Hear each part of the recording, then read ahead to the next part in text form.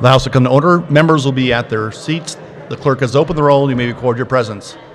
Please rise and give your attention to our guest chaplain, Representative Sawyer, followed by the Pledge of Allegiance, led by Representative Curtis.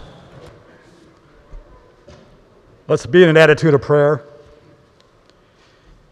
Dear Heavenly Father, we thank you for this great day that you have made. We thank you for the opportunity to work in this awesome building and to serve the people of Kansas.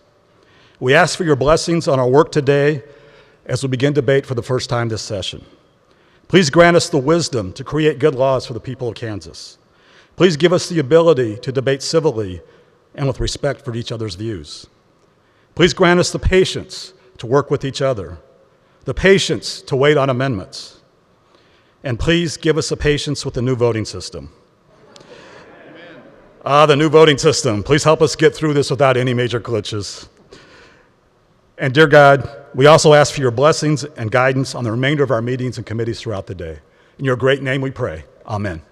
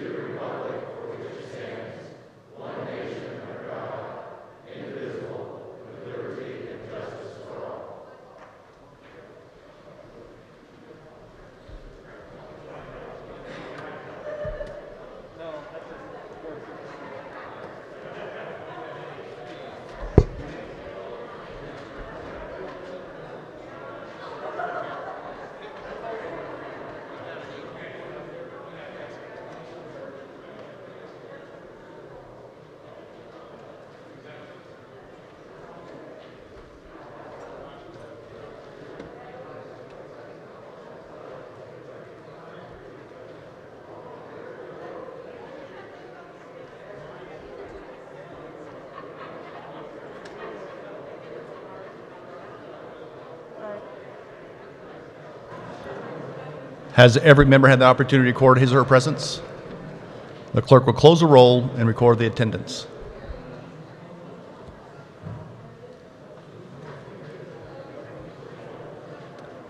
Introduction of bills and resolutions, the clerk will read. House Bill number 2085 by the Committee on Education, an act concerning post-secondary education, creating the Students' Right to Know Act, relating to the publication of certain information regarding post-secondary education.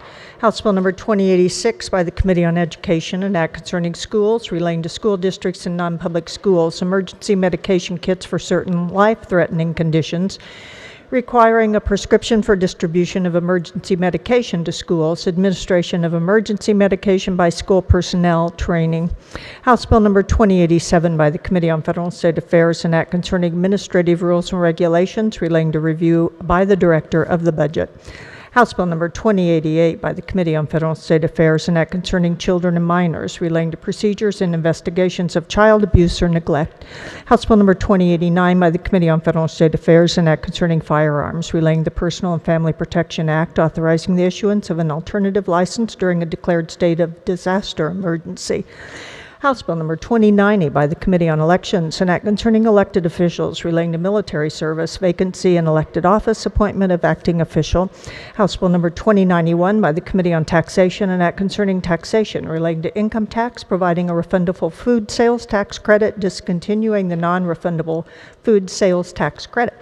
House Bill number 2092 by the Committee on Corrections and Juvenile Justice, an act concerning the Kansas Offender Registration Act, relating to removal of drug offenders from registration requirements, removing enhanced penalty for multiple non-payments. House Bill number 2093 by the Committee on Judiciary, an act concerning motor vehicles, relating to fleeing or attempting to elude a police officer, increasing penalties thereof when operating a stolen motor vehicle. House Bill number 2094 by the Committee on Appropriations, an act establishing the Wartime Veteran and First Responder Survivors Grant Program and fund relating to the State Board of Regents. House Bill number 2095 by the Committee on Judiciary, an act concerning the care and treatment for mentally ill persons relating to temporary custody orders, possession of a firearm. House Bill number 2096 by the Committee on Judiciary, an act concerning the Kansas Open Records Act, relating to exceptions to disclosure of public websites that identify home addresses or home ownership, restricting access to identifying information of employees of the Department of Corrections, local correctional officers, or local detention officers. House Bill number 2097 by Representative Tarwater. An act concerning economic development relating to the High Performance Incentive Fund Workforce Training Program participation requirements. House Bill number 2098 by the Committee on Judiciary, an act concerning family law relating to dissolution of marriage, change of name, allowing change to name other than former or maiden name. House Bill number 2099 by Representative Riley, an act concerning the State Board of Tax Appeals, hearings permitting attendance at hearings by the use of audio or video electronic communication. House Bill number 2100 by Representative Riley, an act concerning roads and highways, designating a bridge on U.S. Highway 166 as Sergeant Tyler A. Juden Memorial Bridge. House Bill number 2101 by the Committee on Appropriations, an act concerning the University Engineering Initiative Act relating to goals, authorizing transfers from the Expanded Lottery Act Revenues Fund for certain fiscal years. House Bill number 2102 by the Committee on Agriculture, an act concerning agriculture relating to eggs repackaging requirements for retailers. House Bill number 2103 by the Committee on Agriculture, an act concerning agriculture relating to environmental remediation, establishing the Kansas Pesticide Waste Disposal Program and the Kansas Pesticide Waste Disposal Fund, permitting annual transfers from the Kansas Agriculture Remediation Fund to the Kansas Pesticide Waste Disposal Fund. House Bill number 2104 by the Committee on Taxation, an act concerning sales taxation, relating to exemptions, modifying the exemption for construction materials for educational institutions. House Bill number 2105 by the Committee on Taxation, an act concerning income taxation relating to withholding taxes, establishing withholding requirements for certain employees who work in multiple states. House Bill number 2106 by the Committee on Taxation, an act concerning income taxation relating to corporate tax returns, extending the dates when tax returns are required to be filed. House Bill number 2107 by Representative Collins, an act concerning funeral processions relating to the regulation thereof, creating a violation for not yielding the right-of-way of funeral processions. House Concurrent Resolution number 5006 by the Committee on Judiciary, a proposition to amend the Constitution of the State of Kansas by revising Article 3 thereof relating to the judiciary.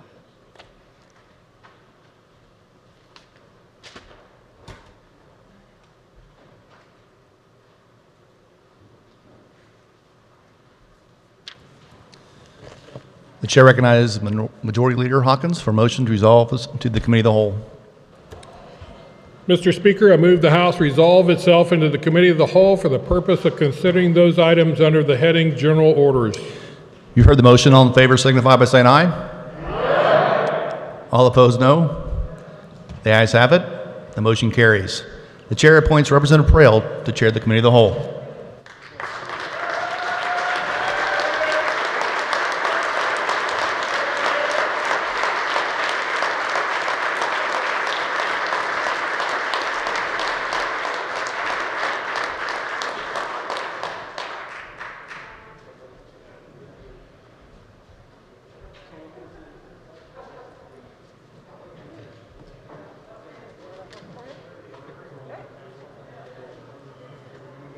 I'll be right here if you need some help.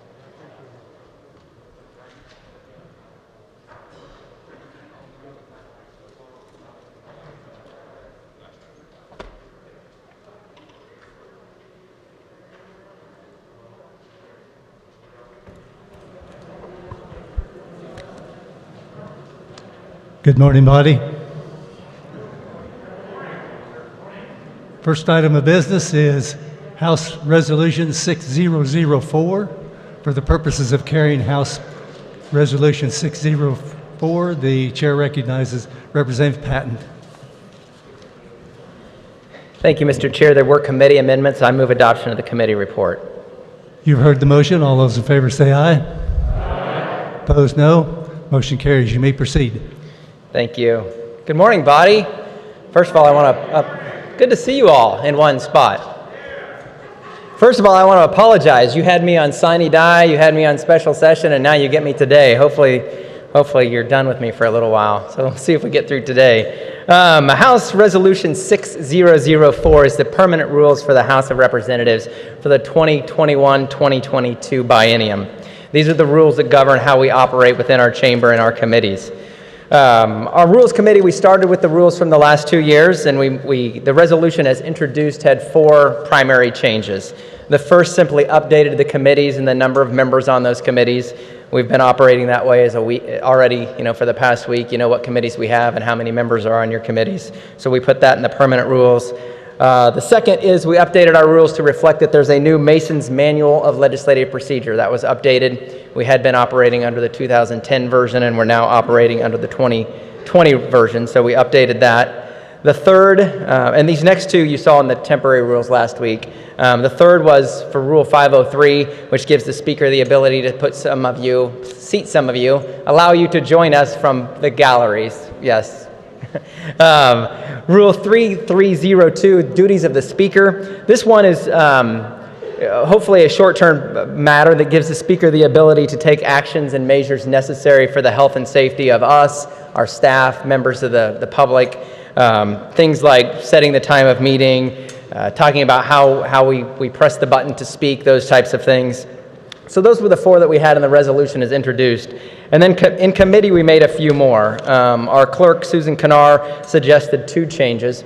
Her first was in the past rules, it sets forth that when we debate a bill, we have to go through section by section and move forward that way as we debate the bill. We know that's not what really happens in reality. We come up here and I talk about the pieces I want to talk about, and then you guys come up and talk about the pieces you want to talk about. So since we weren't following that practice, we decided to remove that procedure and just put practice into the rules. And then the second change she had has to do with explanation of votes. The past rule said that you had until 4 o'clock or 30 minutes after session, whichever was later, to turn in your explanation of vote. The clerk's office, often we get done at 11:30, 12, and they sit around until 4 o'clock waiting to print this journal until 4 o'clock passes. And so they asked, and we agreed to make it so it's always 30 minutes after session. You can still hand in your whatever you write out or type out as soon as you're done. And then they would also like us, as in the past, and we referenced this in the rule, to send in your explanations as soon as you could, the typed one, so they can copy and paste it. Those were the changes from the clerk, and then we had a few brought to us by the vice chair. He brought several. We agreed to a couple of those in committee that deal with transparency in the legislative process. Things we've been talking about as a committee since I've been on the Rules Committee, dealing with bills and how we reference or remember where those bills came from. You'll recall a couple of years ago, probably right about 2 years ago, we had just started back up, and we finally started tracking on the website what organization or entity was requesting a bill to be introduced, and that's now listed on the website. Most committees require this. In fact, maybe all of them do, but now we're going to require that you have to indicate on whose behalf the bill is being introduced for. Related to that, technology has caught up with us finally, and we're able to print that information on the actual bill. So whether you've got the small printout of the bill or what's going to be online, it will now also say, assuming the rules are adopted, who that bill was requested by. And then the final piece kind of in that package has to do with gut and goes. So since we're going to require the information to be printed on the bills and listed on the website, if a bill is gutted, the rule will also now require that that information is listed on the physical bill itself. So again, you can go back and we can try to figure out, either now or 5 years from now, you can look back at the bill and see how it ended up, where it ended up. So helps with transparency. So those were the changes we made to the permanent rule. Mr. Chair, I would stand for any questions at this point. Chair recognizes Representative Riley.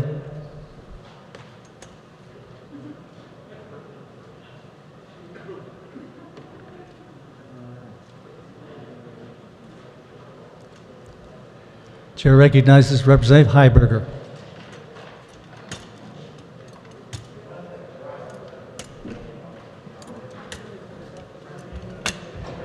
Thank you, Mr. Chair. I'm not sure my mother would recognize me with this mask on, but I don't have much to add to what the chairman had to say.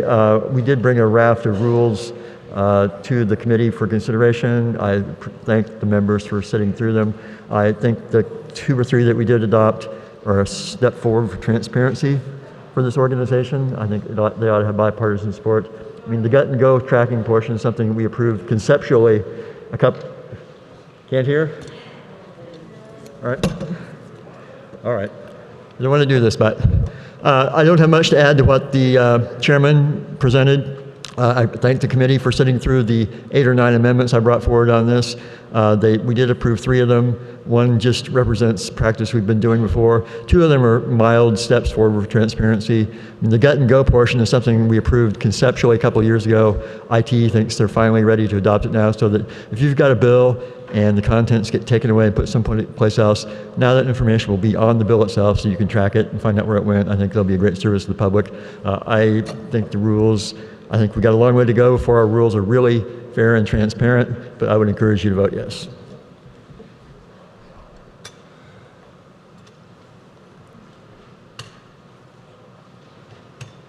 Chair now recognizes Representative Riley from the gallery.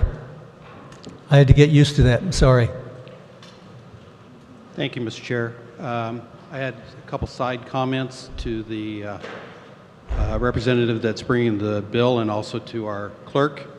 It feels to me at this point that 30 minutes after session might be hard to do, because sometimes we come right out of session and go directly either to caucus, go directly to a committee meeting or something like that. So I would like to perhaps see that 4:30 time remain. But I just want to bring that out. And then the other thing, I was looking at my screen electronic on my laptop, and this might be a software change or an update.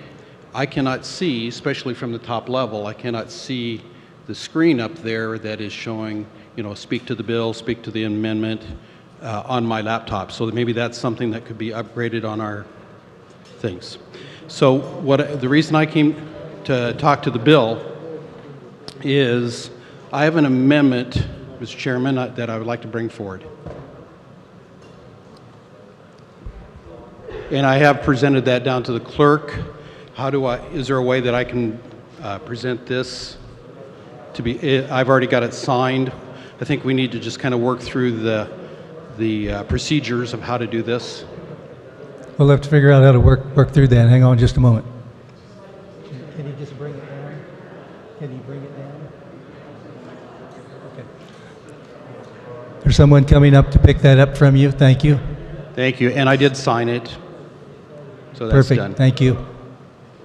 Can I go ahead with my having the reading of the amendment? Did it get down to the front desk?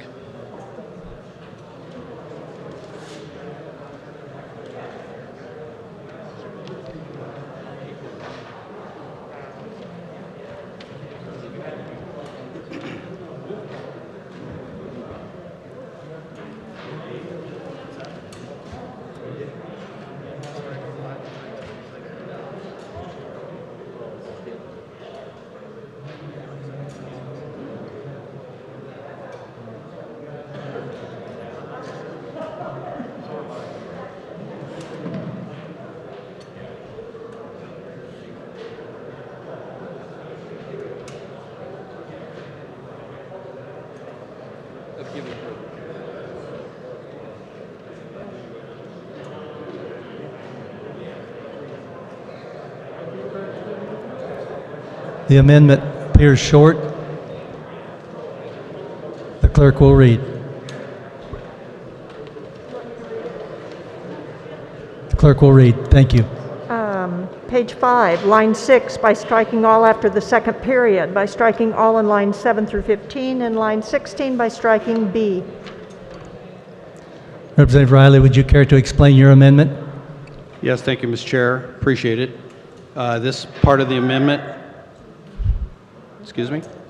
If you could speak directly into the mic, maybe it'll help everybody hear better. Thank you. Thank you. Again, we're just working on getting all these procedures worked out. So I just would like to make some points to my colleagues that are on the floor and people that are in the gallery. I feel like at this point that section needs to be taken out. I understand from the speaker that he intends for that to be a temporary situation, just like the temporary bill that we signed earlier a couple weeks ago. But it is a 2-year bill. I want you to recognize that. So what is put in that bill is we live with for 2 years. So first of all, I'd like to bring out about some of the physical things. First of all, this level is not a hotter level, and we don't have air conditioning up here. The seats are short. The stairway is hard to manipulate, especially there are folks up here that have a hard time getting up and down. And so we will be transporting ourselves back and forth down to the floor, almost 2 stories of steps down. So that's harder work. The other thing is, I feel like since we're not on the floor, that it's a little harder for us to network with other people on the floor that we normally have done in the past. That has always been kind of an important thing, to be able to talk to other people. And I think you heard earlier when we tried to have a voice vote, it was more difficult for us to be heard up here in the gallery than it is down on the floor. And there are some points when we are having roll call or different kinds of amendments for or against, that it will be important that our voice be heard. I also see a little problem, and I would like to bring this out, part of us being up in this gallery area, that it is a little more difficult for the people from the revisor's office. They have been great to do it, but to bring bills up to us, a little more work for them. So, Mr. Chair, I would like the people to consider this. I have at least one other person that would like to speak to my amendment, so I am going to waive any further discussion at this point. Chair recognizes Representative Parker on the amendment.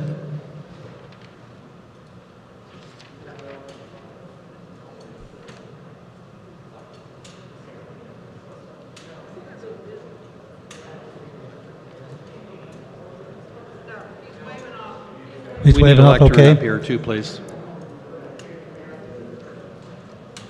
Representative Patton. Thank you, Mr. Chair. Body, just to kind of further explain what this amendment is, it's Rule 503, which is the rule that I explained that gives the Speaker the ability to seat members in either chamber. So the amendment would strike that provision, which would then require members to be seated in every seat on the floor. Just to give you make sure you understand what the amendment would do. This is not an amendment that was brought to our committee. We didn't have the opportunity to speak to it. Pretty firm believer that if someone's going to bring an amendment, it would be nice if they'd bring it to committee and have us a chance to look into it. That did not happen. I would encourage you, for that reason and others, to oppose this amendment. Thank you.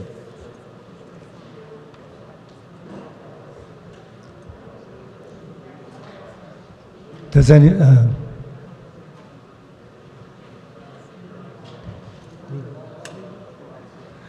Chair recognizes Representative Lehon.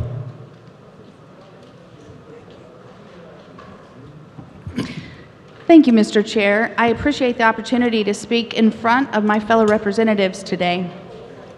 I would be remiss if I didn't express these thoughts toward the institution and decorum of the Kansas House of Representatives in the 2021 and 22 session. As a newly elected representative from rural Kansas, District 117, I am disappointed that my constituents cannot be fairly heard in the House that they pay for, the People's House. This is because the representative of District 117 is sitting on the back row of the gallery, leaving the public no access to observe the proceedings on the House floor. The First Amendment states that people have the right to petition the government for a redress of grievances and observe the process to hold their representatives accountable. Even in a pandemic, the Constitution cannot be put away and forgotten, especially in a pandemic. This act of closing the gallery to the public is a First Amendment issue and is an erosion of liberty and an infringement on Kansas constitutional rights. Transparency is a foundational piece of our republic. Our committees should be able to meet in one room as one body. The transition to an electronic process has added to the confusion of our open government system.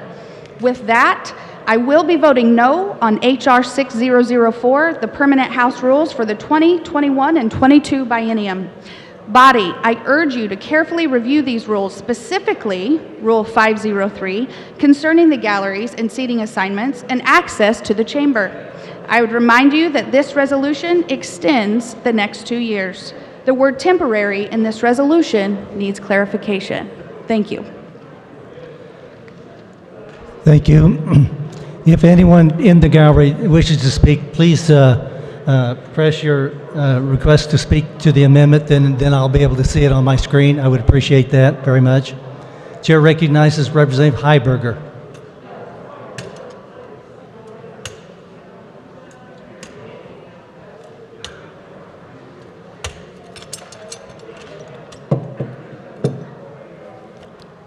Thank you, Mr. Chair. I do appreciate the difficulties experienced by the people in the gallery. I'd like to thank them for the sacrifices they're making to help us get through this. I also understand the concerns about the First Amendment that are expressed, but I think our staff has gone to great lengths to make sure that our citizens and our constituents still have access to this, our deliberations by video. It's not ideal, but being in a pandemic is not ideal. You know, at least 6 legislators around this country have died from COVID so far. And I think this is something we need to take seriously. I think that the Speaker will use the power that we've granted to him judiciously to not extend these rules any longer than necessary. And I wish we would do the same for the Governor when we look at the Emergency Powers Act. Does anyone else wish to speak to the amendment? There's no further discussion. Representative Riley, you may close. Thank you, Mr. Chair. And this being a new biennial, I don't know that the rules have been set yet since we're in the middle of doing this.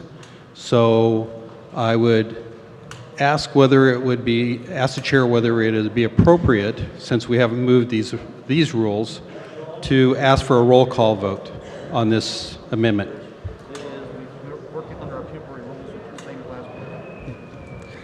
It is, we're working under the same rules as last year that absolutely you can. Thank you, Mr. Chair. The reason I asked is not only for my amendment, just so we're making electronic 15 uses. hands. So, thank you. I move my motion. Thanks. You've heard the motion by Representative Riley to amend. All those in favor signify by saying aye. Opposed, no? No. Division's been called for. Not. I do not see. I don't see the hands. Do I have to do division? Yeah. Okay. Division's been called for. The clerk will open the roll. You may vote.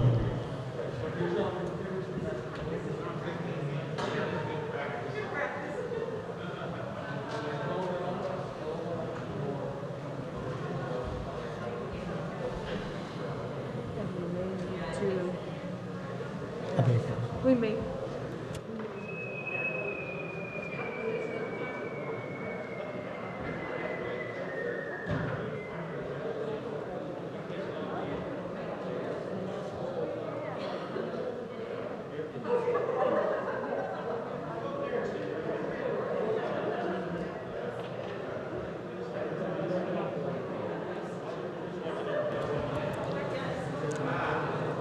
We're going to hold the roll open for just a little bit to make sure everybody has an opportunity to vote and is able to get their system to work.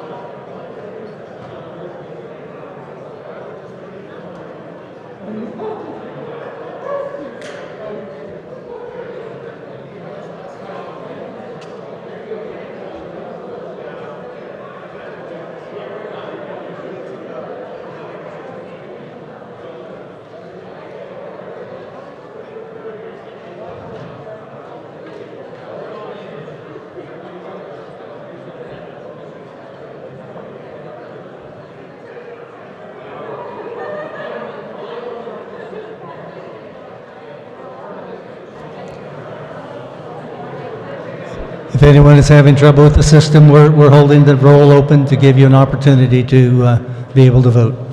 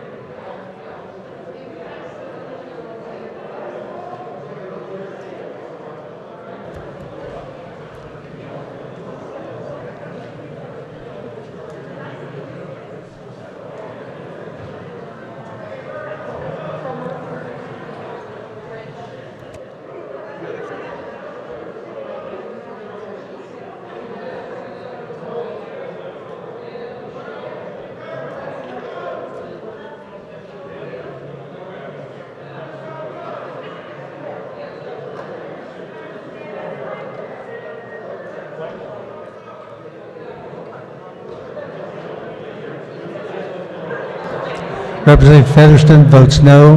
Representative Weigel votes no.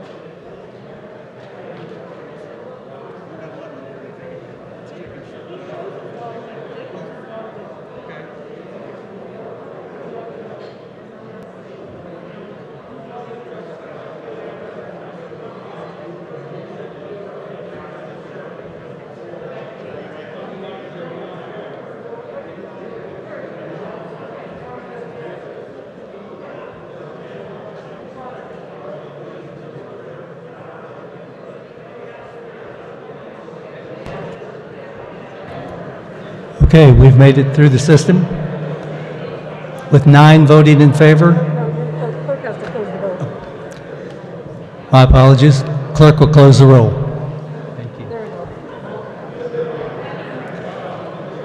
With 9 voting in favor, 105 voting opposed, the motion to amend fails. We're back on the House resolution. Does anyone else wish to, Representative Carpenter, Blake?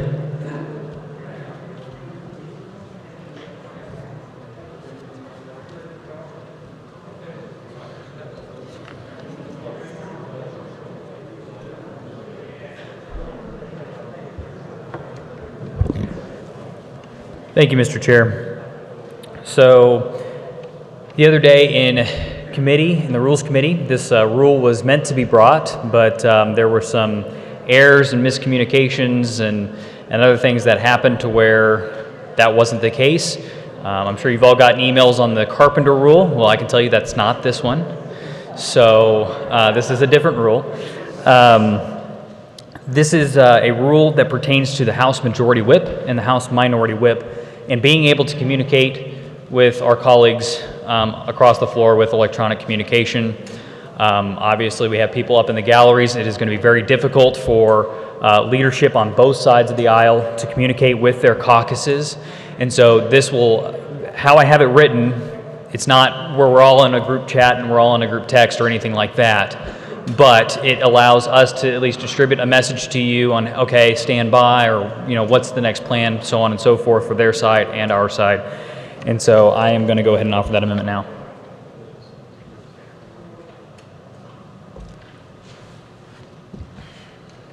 The amendment appears relatively long. Would you care to go ahead and explain your amendment? Basically, it allows for one-way communication between you and the whip. It doesn't allow for big giant texting parties or group chats or anything like that. But it is a way, like I said, it's a blast that goes out to the caucus, and then you guys are able to respond back to us, provide your feedback. And so that's basically what the amendment does. Thank you, Mr. Chair. Is there objection to waiving the reading of the amendment? Seeing none, does anyone wish to speak to the amendment? Chair recognizes Representative Miller.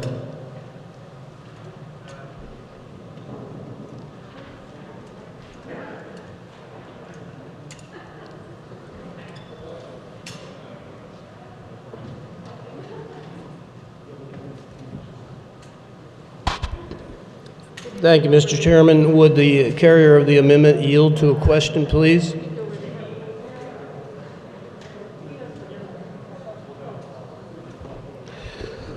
My question is, are we allowed to do this given the Open Meetings Act? Are we able to, by mere passage of a rule, override the statutory language of the Open Meetings Act?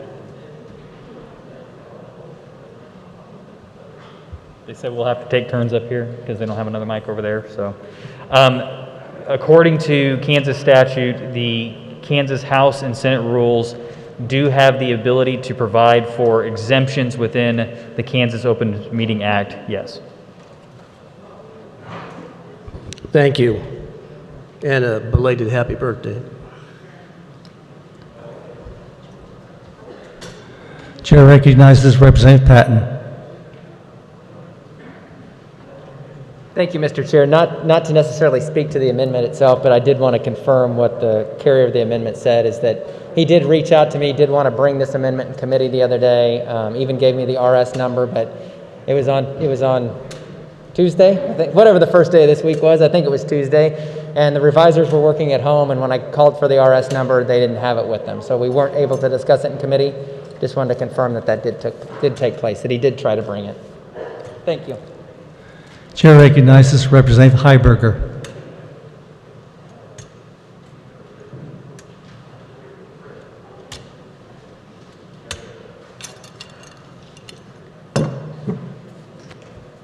Thank you, Mr. Chair. I stand in opposition to the amendment. I think this is being brought in good faith, but I think we should toy with the Open Meetings Act. You should be very careful when we do that. I think we all know the problem of reply all. I think this is subject to abuse, either accidental or intentional that way. And I think we can live without having to be bombarded by text messages here on the House floor like we are in the rest of our lives. So thanks. So I urge a vote no.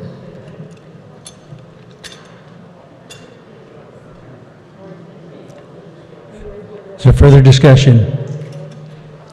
See no further discussion. Representative Carpenter, you may close. Thank you, Mr. Chair. A little rusty. It's been a while since we've been up here. So one thing that I would like to clarify is that the proposal that's currently in front of you is not a serial communication. Typically what we see is, like, if somebody replies all in a committee, everybody sees it. Well, now we just accidentally violated coma. With the proposal that I have in front of you, if I text you, or if I hit the caucus with a ping, if they write back, then it will come straight back to me. Now, this morning there was a little bit of a glitch, but I have it worked out. So it's one of those deals that it'll come straight back to me. Nobody else in the caucus will all be talking to each other at the same time. The reason why we're doing this is because one of the revisers said that we might have some legal issues, so on and so forth. With the current method, he said we should be fine, but this is really just to cover us all to make sure that we are all above board while we do this. So, Mr. Chairman, I move adoption. I move my motion. You've heard the motion by Representative Carpenter to amend. All those in favor signify by saying aye. Aye. Opposed, no. The ayes appear to have it.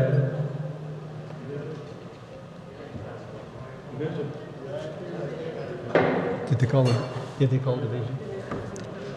A division has been called for. The clerk will open the roll, and you may vote.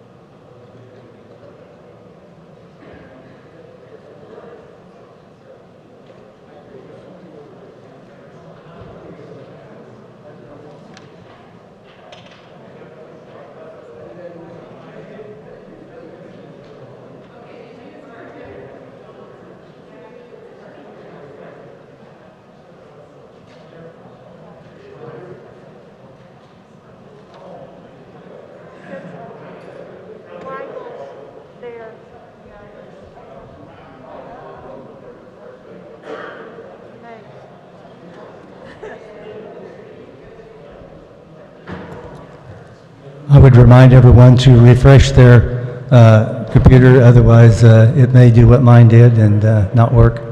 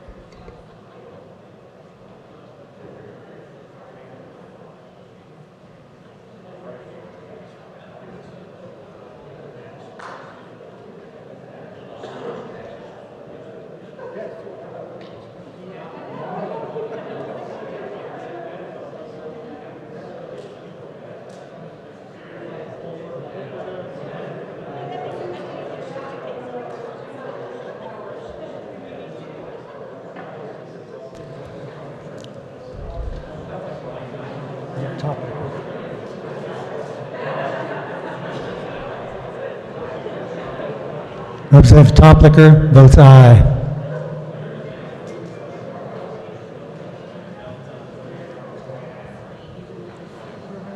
I think everybody's voting.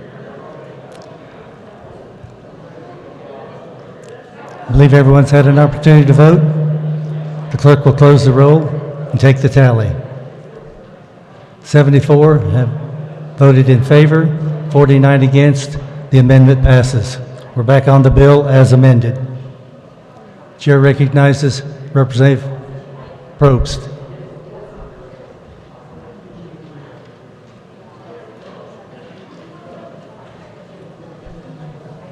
Thank you, Mr. Chair. Thank you, body. I, too, share some of the concerns of all of you about the changes that we're making this year in response to the pandemic.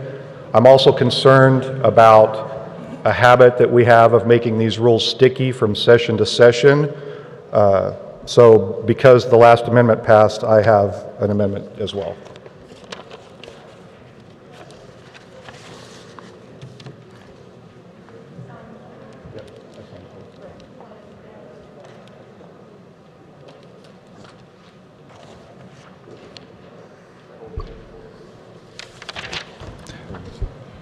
Would you go ahead and explain your amendment? Basically, what this amendment does is limits the mass communication, which I feel is outside of the Kansas Open Meetings Act, and it's a clarifying sentence that says that's only acceptable while we're under an active emergency order related to COVID. I'll stand for questions. Is there objection to waiving the reading of the amendment? Seeing none, are there questions?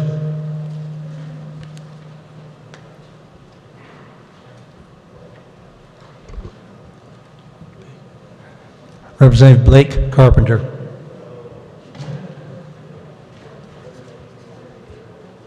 Thank you, Mr. Chair. Can you please clarify? I guess I haven't seen your language just yet. So this is just strictly for the last item? Yes. Okay. Well, I'm good. I don't have any more questions for you. So body, basically this is going to amend the last rule that we just adopted.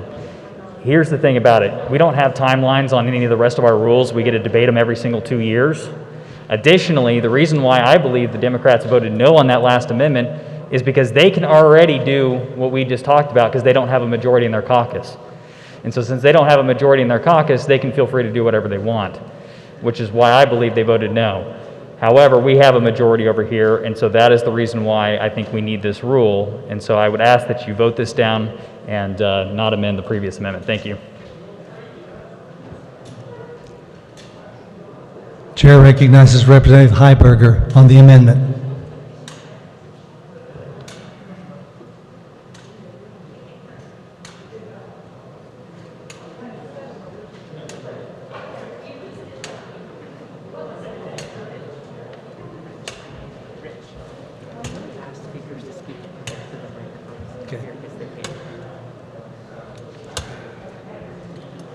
And as speakers go to the microphone, if you would please speak into both the microphones, it would sure help everybody here. I just want to say that I resent the previous speaker's insinuation about motives for my people in my caucus voting on the last amendment. I don't think he has any direct knowledge of that. But if you'd like to have a conversation about making the rules more fair, especially for the minority party, I'd be happy to have that conversation.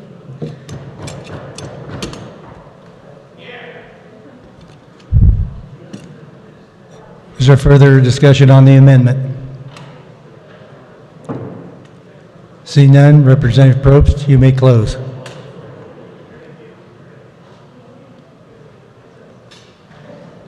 Thank you, Mr. Chair. Thank you, body. There's nothing nefarious about this amendment.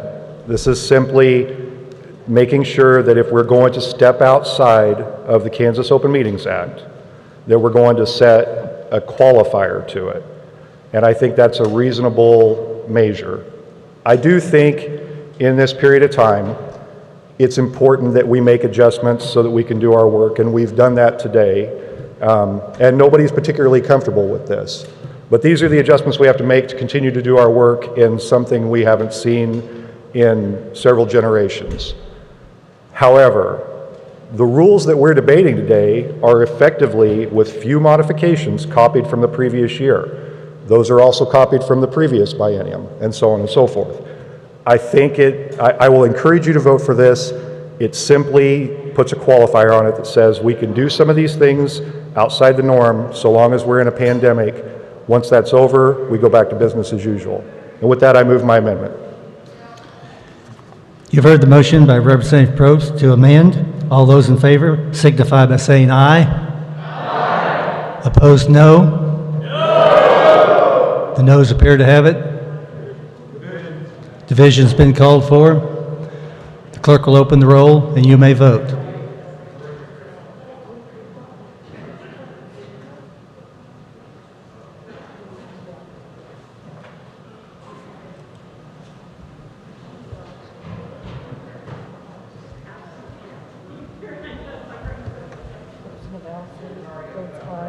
Who is it? Elsley. Elsley. Representative Elsley votes aye.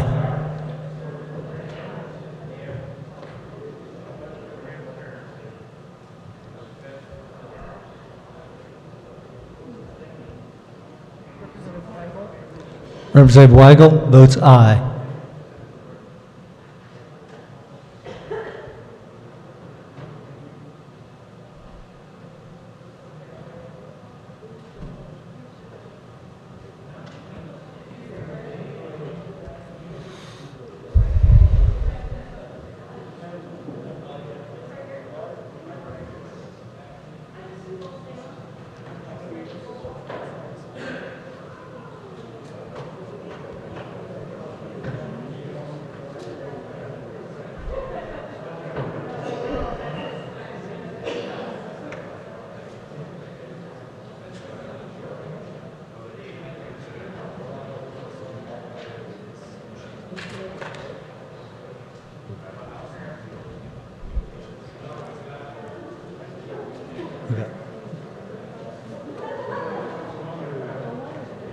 Got Donahoe and French.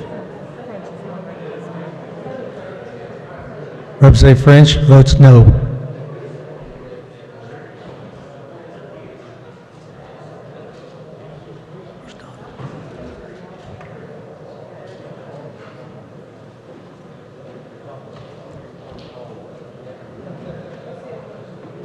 Well, the only one we've got is Donahoe.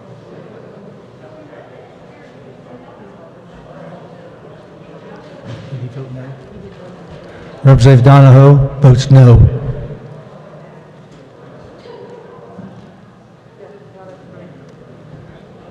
Everyone has had an opportunity to vote. The clerk will close the roll and take the tally. 40 have voted in favor and 83 against. The motion fails. We're back on the bill as amended. Chair recognizes Representative Parker. I still have Representative Probst ahead. Did you have something else, Representative Probst?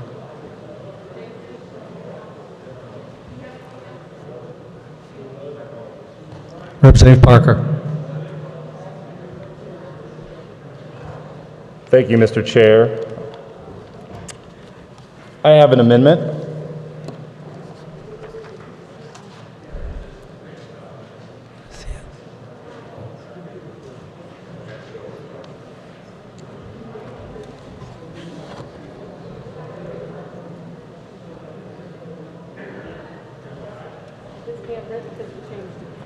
So this is a handwritten amendment. Okay, is that okay? So it won't be out, so it's a handwritten amendment, so it won't appear on the website. Okay, so do I need to tell them that? Right. It's easy. This is a handwritten amendment, so it will not appear on the website. Would you care to explain your amendment? Yes, thank you, Mr. Chair. First, I'd like to ask the permission of those sitting in front of me if I remove my masks for the sake of you hearing me. Okay. Thank you. In fact, that act is part of why this is a handwritten amendment. My experience in committee has been that I have no difficulty hearing conferees who use a mask or who do not. However, in this chamber, we are in a large, echoey room, and my intent with this amendment is to hopefully find consensus and not to try to offer something that we can't agree on. My amendment is simple. It would require that while we are present in the chamber or in committees that we do wear masks. The reason it is handwritten is because there is a portion that would specify while speaking that has been struck from it after conferring with colleagues across the aisle, and frankly, experiencing us doing debate in this chamber for the first time and hearing the difference in audio quality when we're in this large room versus when we're in a smaller committee room. Wanted to make sure that, again, we're learning from each other and that we are bringing something that can be agreed on. The point of offering this is not to rehash the science or any debate around mask wearing. I think we've all been through the last 10 months of hearing those things. But really a chance to build on, I think, what has been the good work of this chamber in trying to keep our members and staff safe. I realize that our legislative leadership from the House does not have unilateral authority if the Senate will not go along with us. And so the intent of this is within our rules, within our committees, and within our debate here, as much as possible to be providing a safe working space for both legislators and staff. And with that, I would stand for questions. Is there objection to waiving the reading of the amendment?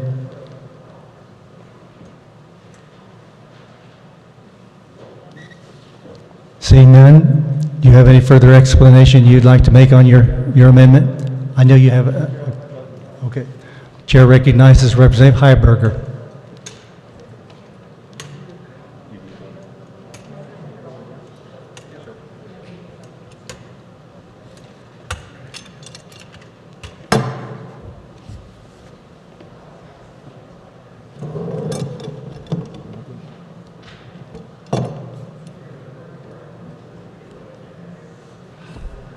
Don't we have any rules around here, Mr. Chairman? Yes, sir, we do. Well, I'm just trying to make a point. You know how shocked you are when I just took my jacket off here at the podium. You know, even though there's no scientific evidence that wearing a jacket helps present the spread of COVID-19, shouldn't you be more shocked when people are up here without a mask on? Already 6 legislators around the country have died from this stuff.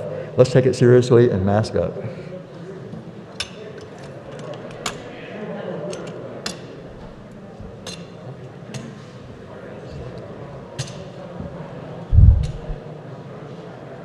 Chair recognizes Representative Samsel.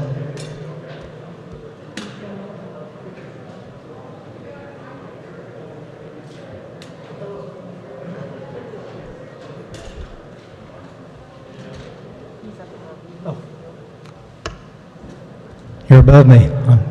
I couldn't find you. Please go ahead, Representative Samsel. Good morning, colleagues, and hello. I'm not brave enough to try our technology from the upper chamber up there. I'm sure it will work well. Our staff's done wonderful, but I don't want to be the first one to screw that up. I'll screw up other things as we go along. I did want to share my perspective from my deep dark red House District 5. That's Anderson County, Miami County, Franklin County, and Lynn County. By and large, we are big Trump supporters. Not all of us. In fact, I had breakfast in Osawatomie last Monday from some of my strongest conservative advocates, and they voted for Trump in big numbers, but they weren't big fans of it. That's a little bit off point here. But on the mask mandates, what I really wanted to share with you is what we're doing in my 5 school districts. We range from tiny little 1A Colony Crest. They have graduating classes of 12 people. They, by local control, decided they were not going to do mask mandates. They don't have very many in their school. Fortunately, that has been working for them. My other 4 schools range from 2A, 3A, and 4A, so a little bit larger. That includes Osawatomie, Wellsville, Garnett, and Central Heights. They have been in person from August, God bless, because our kids need that. But they've also had mask mandates in every one of 4 of those schools. And again, these are all very Republican districts. I've substitute taught. I'm smart enough, even though I'm a lawyer, to try to not practice law all the time. So while I've been in the schools substitute teaching, we have had to wear masks. We hate it. We don't like it, but it's been working. Our kids have been in school. Our teachers have been in school. And so as I've suggested to my friends on the other side of the aisle, if you will be reasonable with us, and like when I ref basketball, especially in Douglas County, if you're gonna let me be reasonable, like I can't blow my whistle and wear my mask properly like this for a number of reasons. So I'll get to the point. I will be in strong support of this amendment, but I do hope to encourage collaboration, as I've been encouraged to see from both sides of the aisle. That's the overriding thing I've seen, especially with what went on in our nation's capital. They do want us to work together. I hear my colleagues who absolutely don't want to wear it. I hope we find some reasonable exceptions for them, especially if it's health or other related things. But I will be quiet and stand in strong support of this amendment. Thank you.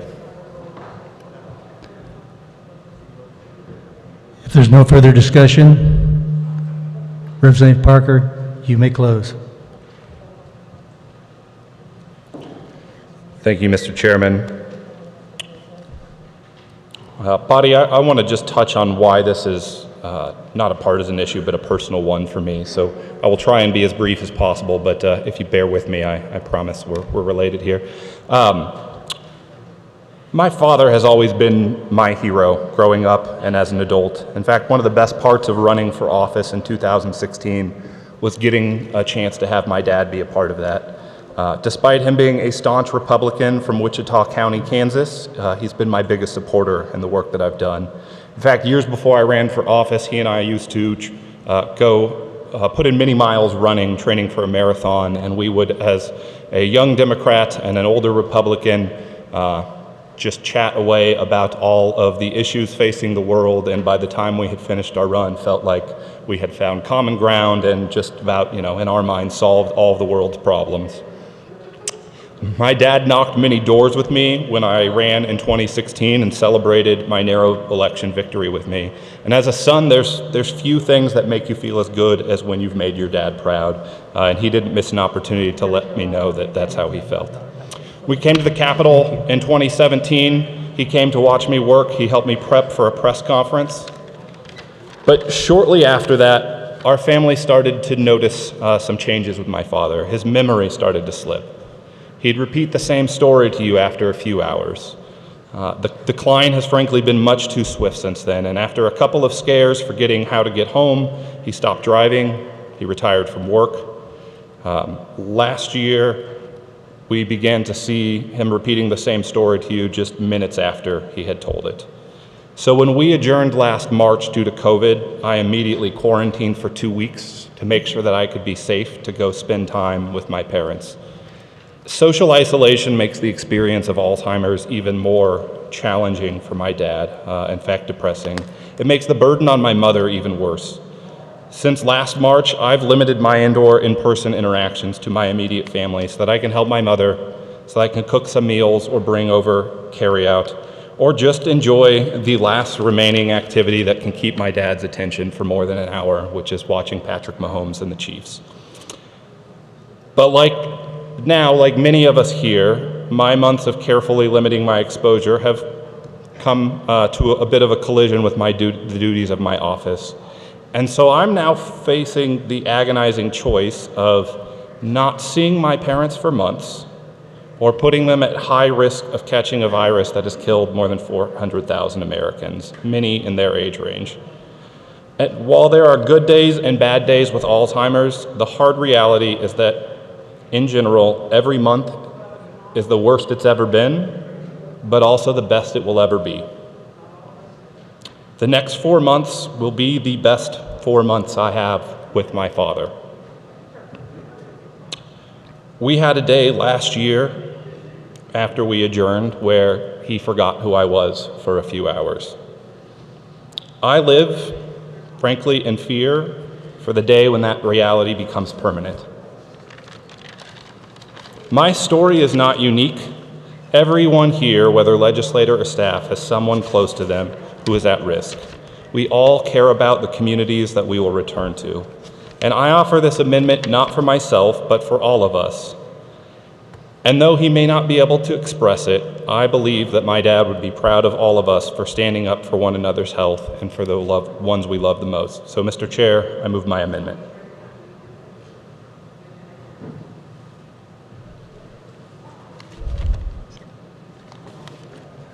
You've heard the motion by Representative Parker to amend.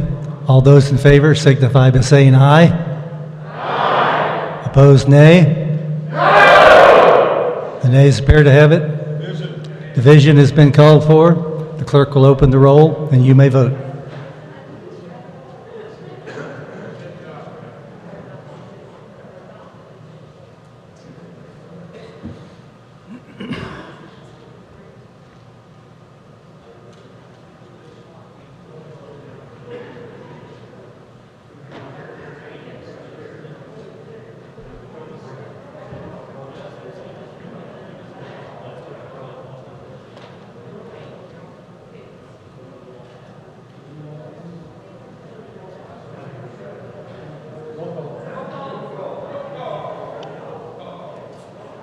Seeing 15 hands, roll call is in order.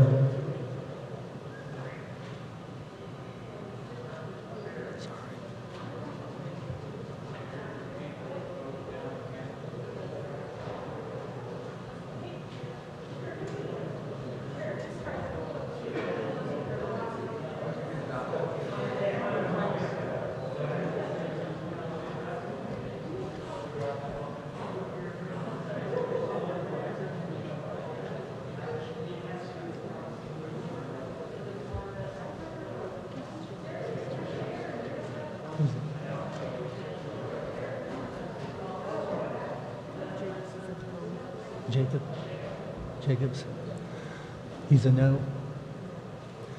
Representative Jacobs is a no.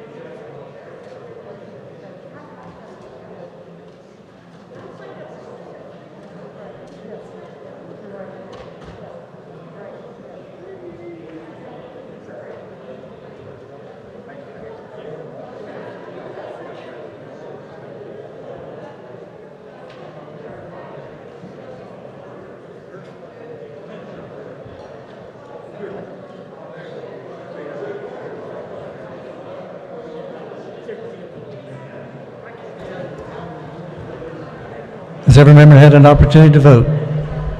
The clerk will close the roll. Does there any member wish to change their vote? No, just ask them to stand. They're going to need to stand. If you're going to change your vote, I would ask that you stand. That way we can sure get the vote right. I don't see any. We okay? See anyone? He's just doing his hand. Does Representative Riley want to change his vote? Representative Riley is standing. Does he want to change his vote? Representative Riley, you wish to change your vote? Okay, no. No. Close it. I think we're finished. Just close it. Yep, we're done. The clerk will close the roll. 46 voting in favor, 75 against. The motion fails. We're back on the bill. Record the vote. The clerk will record the vote.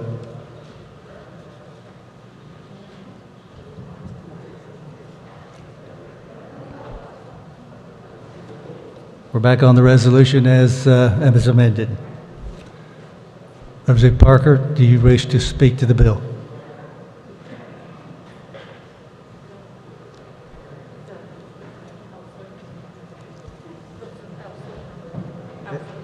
Representative Owsley, you're recognized.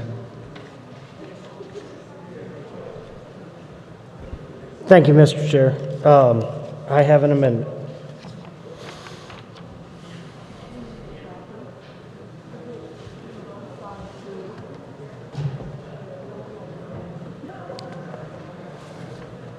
Would you care to explain your amendment, please? The amendment's simple, and I'll just read it as text. Any member who tests for and has a laboratory-confirmed case of COVID-19 shall report such test result to the Speaker. Such member shall adhere to quarantine and isolation guidance from local and state, federal health authorities. We all know that we are, I'll stand for questions. Is there objection to waiving the reading of the amendment? Seeing no objection, does anyone, Representative Heiberger is recognized on the amendment.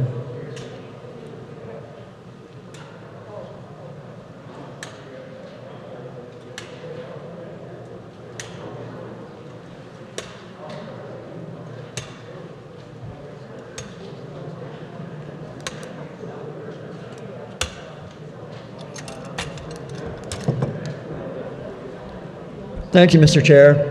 I think this is a common sense response to the current situation we're facing to protect the health and safety of all the people in this building, and I would encourage you to support it.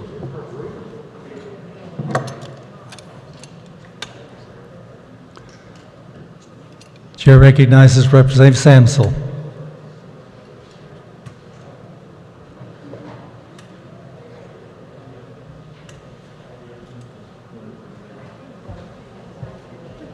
Thank you, Mr. Chair. Would the carrier of the motion stand for a question, please? My question, Representative, is my understanding is that the committee did have a hearing on this, and I'm just wondering if this was brought to the committee for consideration. I requested the committee to consider this, and I am not a member of that committee. I do not believe it was brought up, but I think it makes practical and common sense. Thank you, Representative. I understand that. I do think our committee chairman has been very reasonable. I see arguments on both sides of this, but without having it vetted in that committee, I will stand in opposition to this one, and hopefully we can find ways to get good common sense things, whatever that is, through our committees. Thank you. Chair recognizes Representative Patton.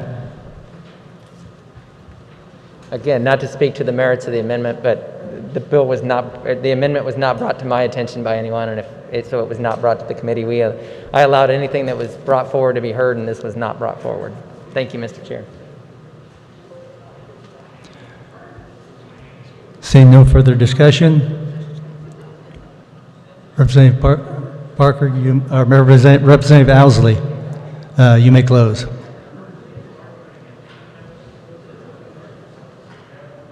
So for incumbents and newcomers, we are in the committee of the whole adopting our committee rules.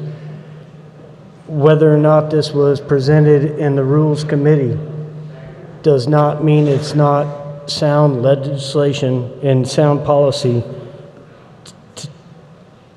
to keep our health and the health of Kansans first and foremost as we enter this session. I wish it had gone through the committee process, but again, this is part of the committee process. We are in the committee of the whole. And I think if we're not going to make a mask mandate, the at least we could do is to make sure that anybody that is knowingly diagnosed, test positive for COVID-19 does not spread amongst our committees and our committee as a whole, and to the state of Kansas. I move my amendment. You've heard the motion by Representative Owsley to amend. All those in favor signify by saying aye. Aye. Opposed, nay. No. The nays appear to have it. The nays do have it. We're back on the resolution as amended.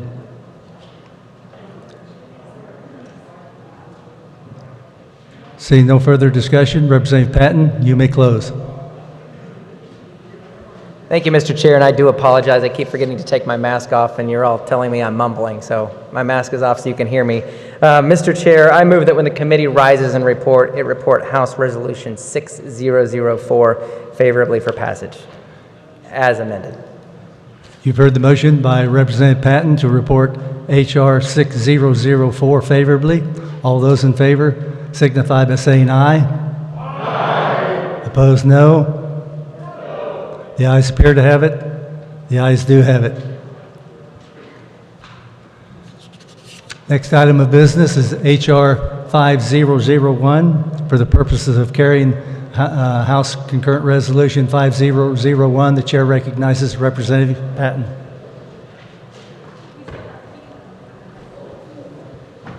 Thank you, Mr. Chair. There were committee amendments. I move adoption of the committee report. You've heard the motion. All those in favor signify by saying aye. Opposed, no. The motion carries. The committee report is adopted.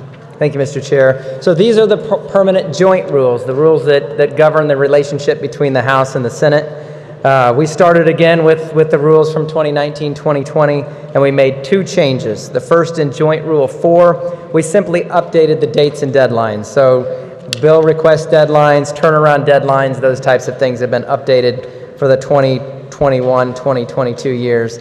And then the other change we made is to eliminate from the joint rule our PAYGO rule. While PAYGO has been in our House rules for quite some time, it's not been in the Senate rules, and so that it could apply to the Senate, it has been placed in the joint rules. For quite some time, the revisers have thought that's not the perfect or the correct spot for it. The Senate, my understanding, is going to put it in their rules, so it will still be in both rules, so nothing will really change when it comes to PAYGO, but it just won't be in the joint rules anymore. Mr. Chair, those are the only two changes we've had, so with that, I will stand for questions.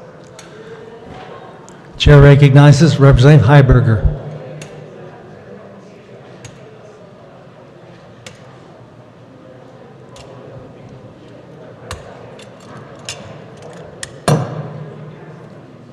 Thank you, Mr. Chair. I don't have much to add to what the chair already said.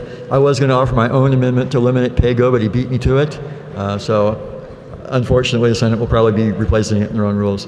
I would encourage a vote for this resolution.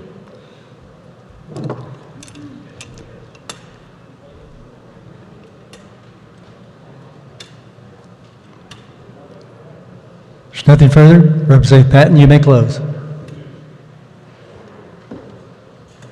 Thank you, Mr. Chair. I move that when the committee rises and report House Concurrent Resolution 5001 favorable for passage. You have heard the motion by Representative Patton to report House Concurrent Resolution 5001 favorably. All in favor say aye. Aye. Opposed, nay. The ayes appear to have it. The ayes do have it. Motion carried. Next item of business is Senate Bill 14. For the purposes of carrying Senate Bill 14, the chair recognizes, again, Representative Patton. Yeah, you all recognize me at this point. Thank you, Mr. Chair. Senate Bill 14. This is our bill that would ratify and continue the COVID-19 state of disaster declaration and the provisions that we put in special session House Bill 2016 last summer. The bill would also extend the provisions prohibiting the governor from proclaiming any new state of disaster declaration related to a COVID-19 health emergency without approval of the State Finance Council. There are a number of provisions in that bill from last summer that we all want to see continued and hopefully make permanent, or at least those discussions take place. Some of those being curbside liquor, the ability of the local counties to implement less stringent orders, the ability of the State Finance Council, if necessary, to extend a disaster declaration, telemedicine, the temporary licensure of those in the medical profession, the business of liability piece. Again, there were a number of things in that sunset on Tuesday if we don't take action today to extend those. Trying to think what else we had in there. The ability of the governor not to close or inhibit businesses, that continues in the bill. So while we didn't make any significant changes, we do think it's important to extend the disaster declaration and to extend those provisions. It will give us time, depending on whatever the concept is. For example, if it's telehealth, then it should go to the Health Committee, or if it's something that's related to judiciary, we'll keep it in judiciary. And the Emergency Management Act, we'll continue to study that too and work on tweaks and possible permanent changes moving forward. But this gives us time to make sure that the protections and the disaster declaration stays in place until we can make those permanent. It extends all of these out until March 31st, so it doesn't give us a whole lot of time. It gives us some time to get to work to make sure we make those provisions, any provisions that the body deems necessary, permanent. With that, Mr. Chair, I would stand for questions and be happy to explain any other details. Chair recognizes Representative Carmichael.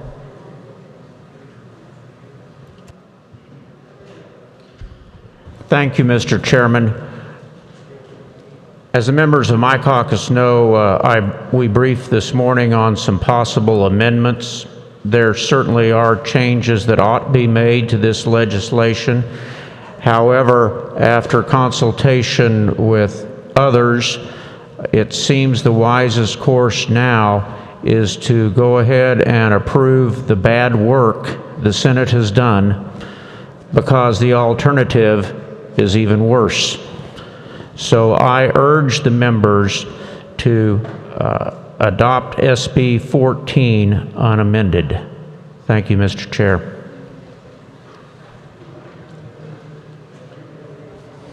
Is there further discussion on Senate Bill 14? Seeing none, Representative Patton, you may close. Thank you, Mr. Chair. And to agree with the last conferee, we did have a nearly identical bill except for some dates that we heard in committee, in the House committee last week, and we worked a week ago today. We did make some amendments, some tweaks to that, some things that I would have liked to see a little bit better language, but the Senate bill is close, and the deadlines are a little shorter. It's going to have us work a little quicker, a little faster to get where we need to be. But I have been assured that hopefully this bill will continue to move through the process, and it will allow us to meet that January 26th deadline, which is extremely important at this point in time. With that, Mr. Chair, I move that when the committee rises and reports Senate Bill 14 favorably for passage. You've heard the motion by Representative Patton to report Senate Bill 14 favorably. All those in favor signify by saying aye. Aye. Opposed, no. Motion carries.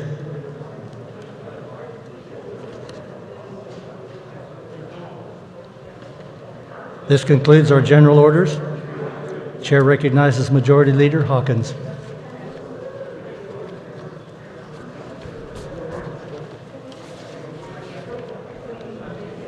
Thank you, Mr. Speaker. I move we rise and report.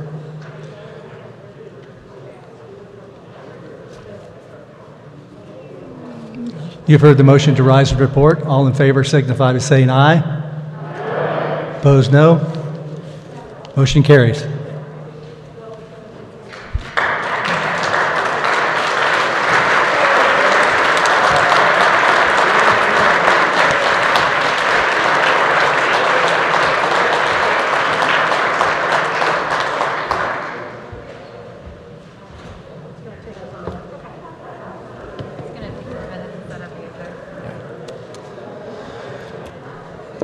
clerk will read the committee report.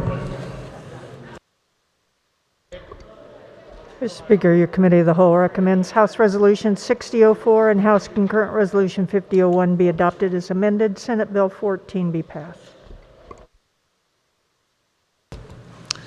The Speaker recognizes Representative Proehl. Thank you, Mr. Speaker. I move the adoption of the Committee of the Whole report. You've heard the motion. All in favor signify by saying aye. Opposed, no. Motion carries.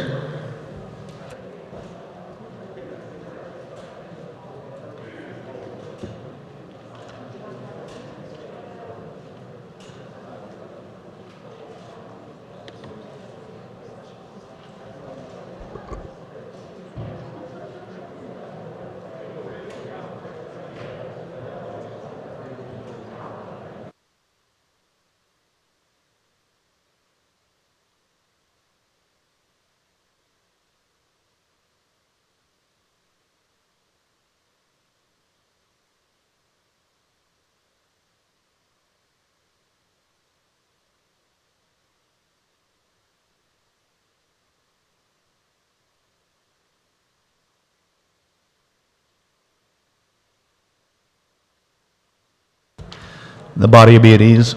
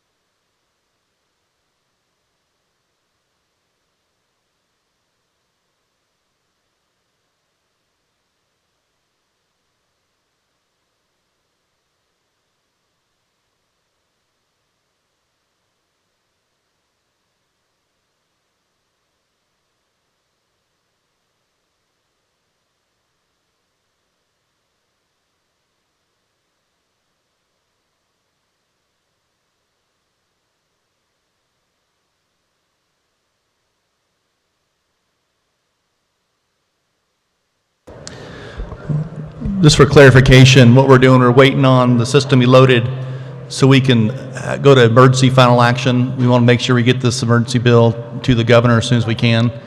And so we're waiting for it to be loaded in the system. And so the votes we just took, you're now going to have an opportunity for final action. And that's what we're waiting on.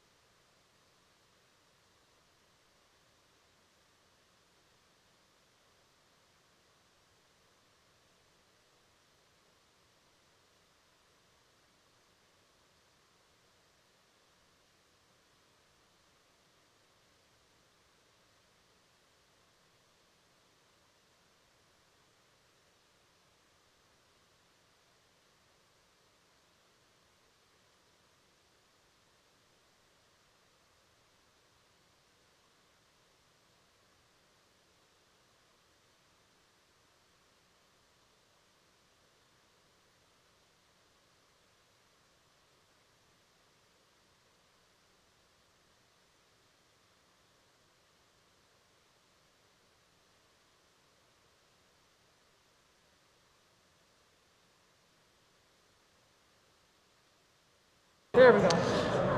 The chair recognizes Representative Hawkins for a motion. Thank you, Mr. Speaker. Pursuant to House Rule 2311, I move that an emergency be declared and that House Resolution 6004, House Concurrent Resolution 5001, and Senate Bill 14 be advanced to that order of business, final action on bills and concurrent resolutions. You've heard the motion. The clerk will open the roll and you may record your vote. This is a roll call vote and requires the affirmative vote of 2/3 of the members present.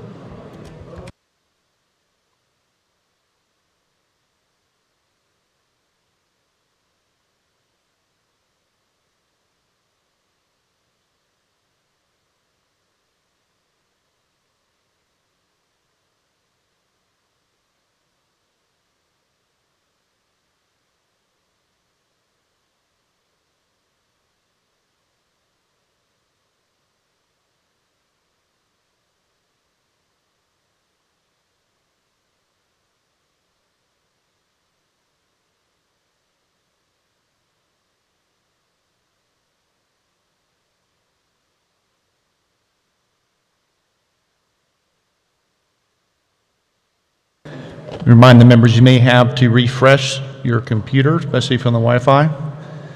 And then please confirm that the vote on the board does match your intentions. And we'll still do a voice vote to change or call upon those that's not working.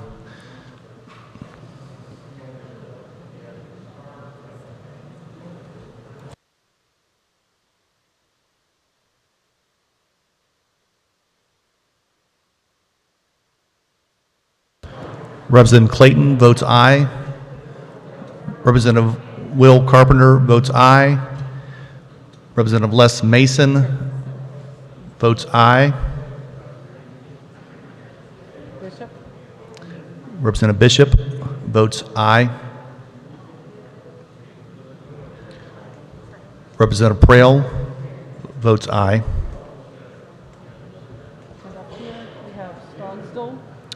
Representative Stogsdale votes aye.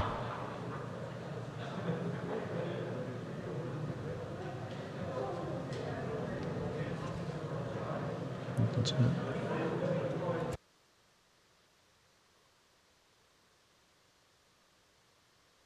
Has every member had an opportunity to vote? The clerk will close the roll. Does any member desire to change his or her vote?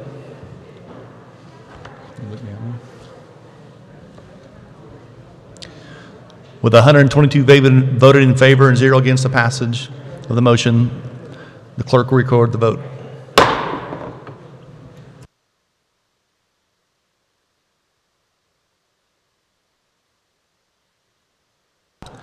Final action.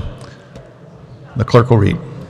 House Resolution Number 6004 by Representatives Reichman, Hawkins, and Sawyer, a resolution adopting permanent rules of the House of Representatives for the 2021-2022 biennium.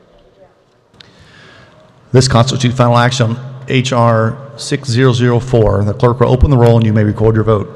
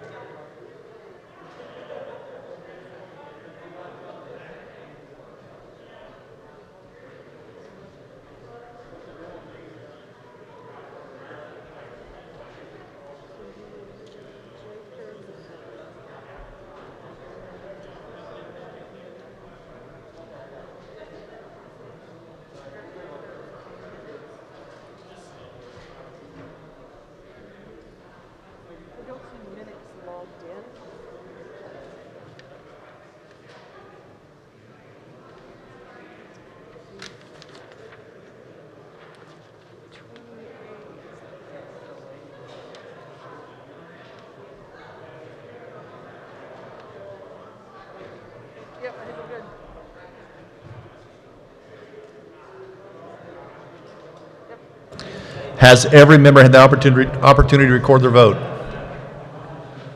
The clerk will close the roll. Does any member desire to explain his or her vote?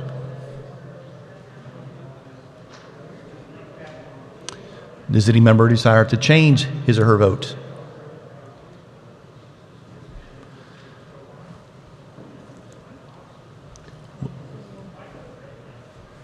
With 110 voted in favor and 12 against, the passes of H.R. 6004. The same have received a constitutional majority. The bill is hereby declared passed. The clerk will record the vote.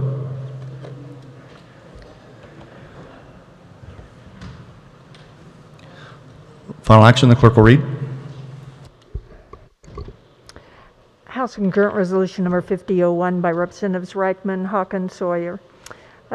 Concurrent resolution adopting joint rules for the Senate and House of Representatives for the 2021-2022 biennium. This constitutes final action on HCR 5001. The clerk will open the roll. You may record your vote.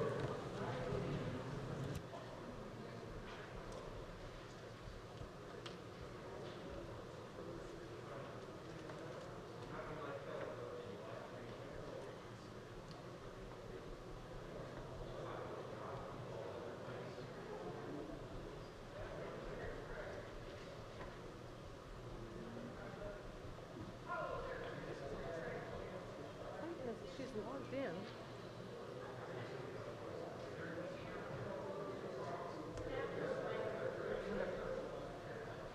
Owsley is voting aye. Representative Owsley is voting aye.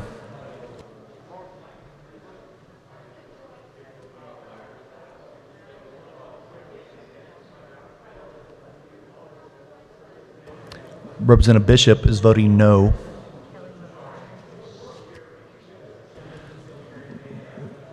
Representative Kelly is voting aye. Amix is aye. Representative Amix is aye. Representative Jacobs votes aye.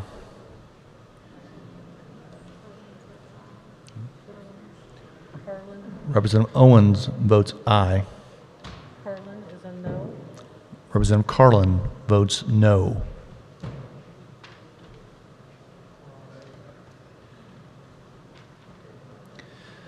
Has every member had the opportunity to record their vote? The clerk will close the roll. Does any member desire to explain his or her vote? Does any member desire to change his or her vote? With 117 voted in favor and 5 against, the passage of HCR 5001, the same having received a constitutional majority, the bill is hereby declared passed. The clerk will record the vote.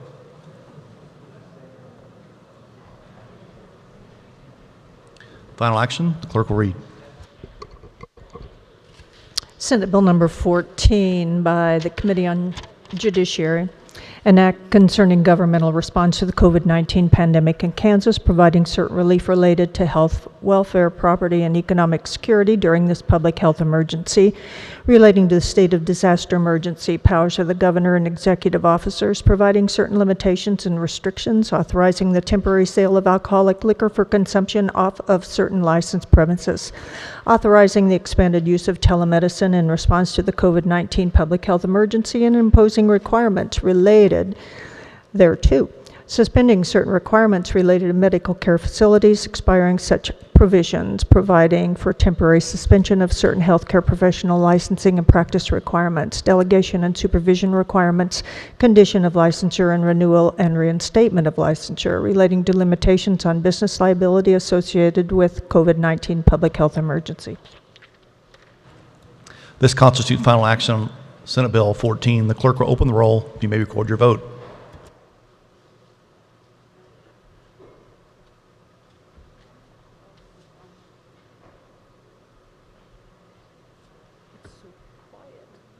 The button's pushing.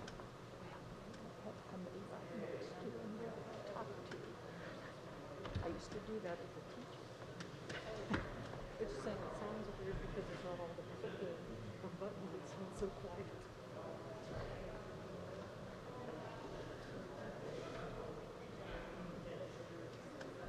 Owsley is an I. Representative Owsley is an aye. Again, you may need to refresh your computer if you're on the Wi-Fi. Representative Carlin is an aye.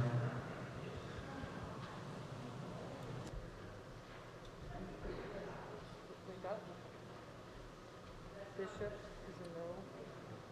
Bishop. Representative Bishop is a no. Representative Resman is an aye. Victors, no. Representative Victors is a yes. Representative Amix is an aye.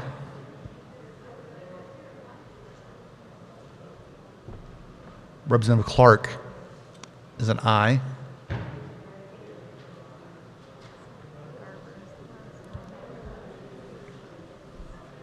Has every member had the opportunity to record his vote? He's good. Okay, never mind. He's waving us off.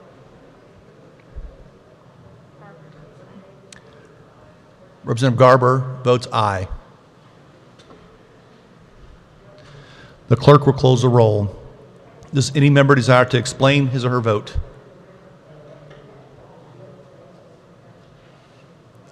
Does any member desire to change his or her vote? With 119 voted in favor and 3 against, the passage of Senate Bill 14, the same having received a constitutional majority, the bill is hereby declared passed. The clerk will record the vote.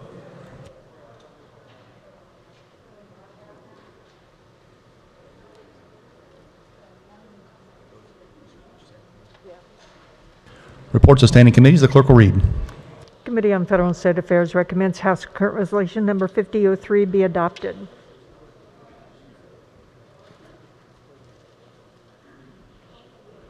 We'd like to return to introduction of bills. Is there objection? Seeing none, the clerk will read. House Bill number 2108 by the Committee on Federal and State Affairs, an act concerning the Department of Health and Environment relating to the study and investigation of maternal deaths in the state of Kansas.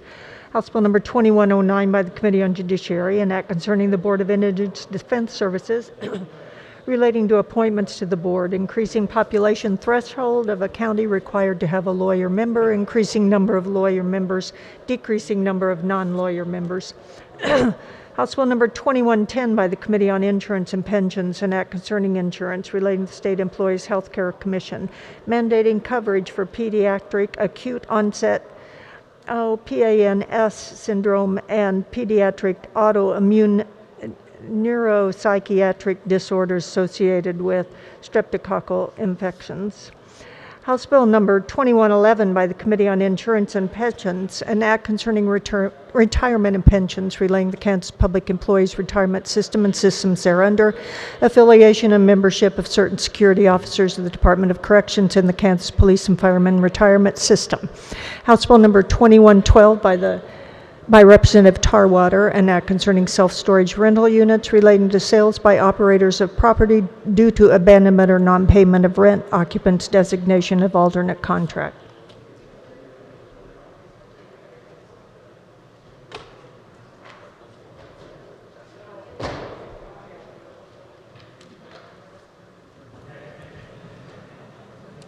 Change of reference. House Bill 2025 is withdrawn from the Committee of Agricultural and referred to the Committee on Fed and State Affairs.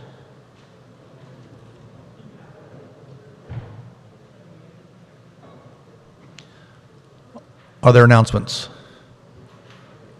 Representative Hubert.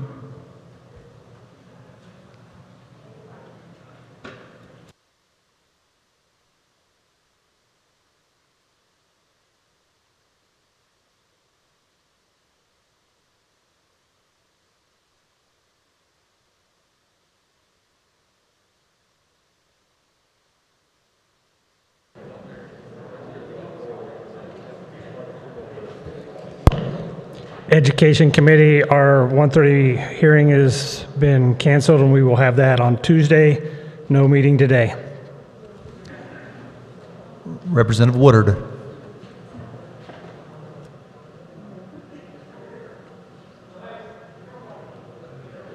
How's it on? There we go. Hello. Hi, House Democrats. We will have an agenda meeting tomorrow morning at 8 a.m. Be on the lookout for your email for the Zoom link. Thank you. Thank you, Mr. Speaker. Representative Stephen Johnson.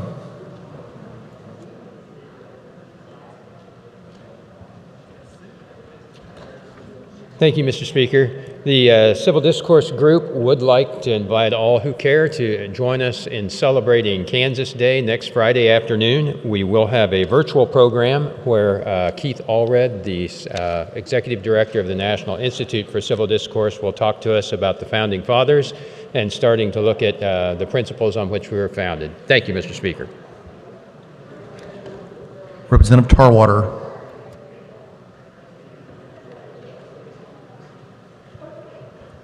Thank you, Mr. Speaker. Just a reminder for the Commerce Committee, we will be meeting at 1:30. We still have the Kansas Department of Labor asking questions. We're asking them questions. There are many unanswered questions, and so hopefully we'll get to the bottom of it today. Thank you. Any other announcements? Representative Patton, for the 5th time. Thank you, Thank you, Mr. Speaker. House Judiciary, we are meeting today. At 11 o'clock last night, you got a WebEx canceled invite, and then 11:01, you got a new one. Use the 11:01 email, because that's where we'll be. If not, I know, if not, we'll wait on, you didn't get it? We'll get it sent out again. The one that gets sent out this afternoon, please use that one. Thank you, Mr. Speaker. Any further announcements? Well, I do want to thank the body for their patience and flexibility with this, our committee work with the WebEx. Also, when you guys see the Highway Patrol and you see the Capitol Security, Capitol Police, and our Sergeant at Arms, thank them for the work they've done this week to keep us all safe. I also like to thank our clerk, Susan Canar, for working so hard to get this voting system working. And definitely...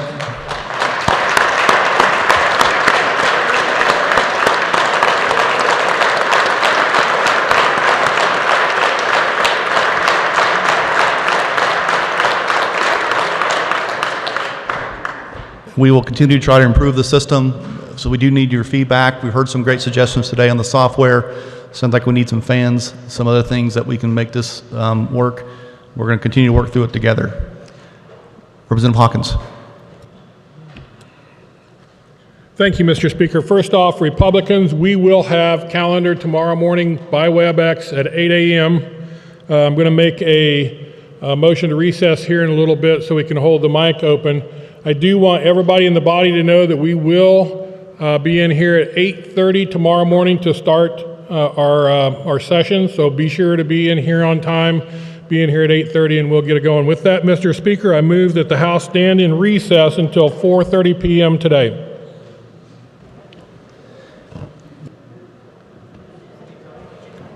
You've heard the motion. All in favor signify by saying aye. Aye. Opposed, no. We are in recess.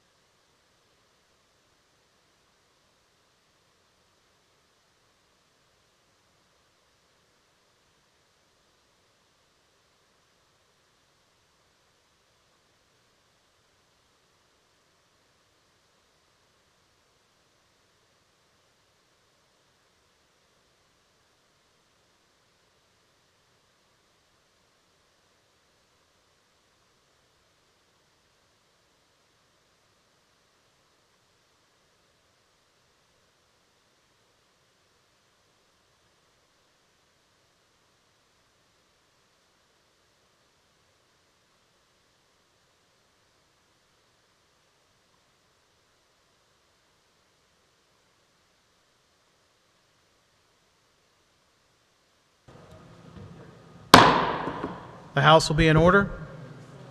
Are there announcements? Speaker recognizes Representative Hoffman. Thank you, Mr. Speaker. In accordance with House Rule 1502, posting a sequence for a succeeding day, the following bills will appear on the calendar under the heading of General Orders for January 22nd, HCR 5003. Are there any further announcements? Seeing none, Speaker would recognize Representative Hoffman for a motion to adjourn. Mr. Speaker, I move the House adjourn until Friday, January 22nd at 8:30 a.m. You've heard the motion. All in favor signify by saying aye. Aye. All opposed